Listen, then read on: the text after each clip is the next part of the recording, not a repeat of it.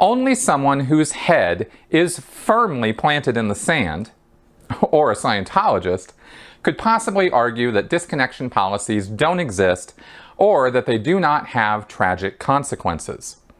Disconnection happens when a Scientologist, formerly in good standing, steps outside the bounds of whatever the ethics authorities of Scientology consider acceptable behavior.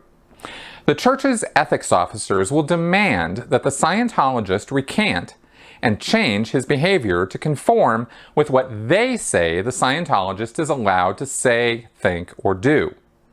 Because of the rather arbitrary and pernicious character of Scientology's regulations, infractions can be anything from speaking one's mind in a public forum about Scientology to just looking at websites the church disagrees with. Almost every high crime or suppressive act in Scientology's justice codes have to do with disagreeing with, disparaging, or reporting on Scientology outside of the church itself. In fact, here's the actual quote from Scientology founder L. Ron Hubbard on this.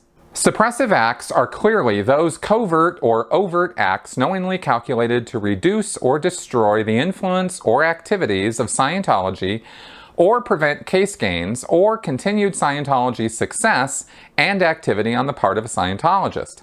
As persons or groups that would do such a thing act out of self-interest only to the detriment of all others, they cannot be granted the rights and beingness ordinarily accorded rational beings. How do you like that last line?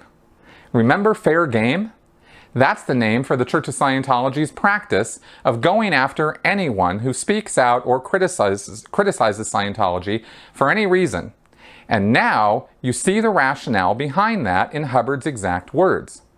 Scientologists are told and truly believe that their cause is so just, their methods so true and correct and beyond reproach, that anyone who would dare question or criticize them is only acting out of self-interest, is irrational, and does not deserve basic human or civil rights. I can't think of another statement anywhere that better embodies the attitude and worldview of a cult member.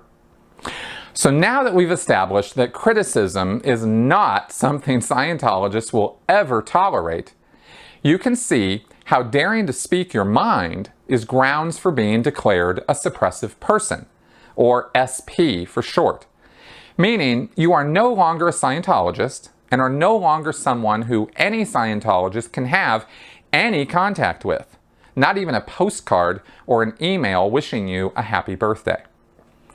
Disconnection in Scientology has been compared to shunning, disfellowship, or excommunication in other religions.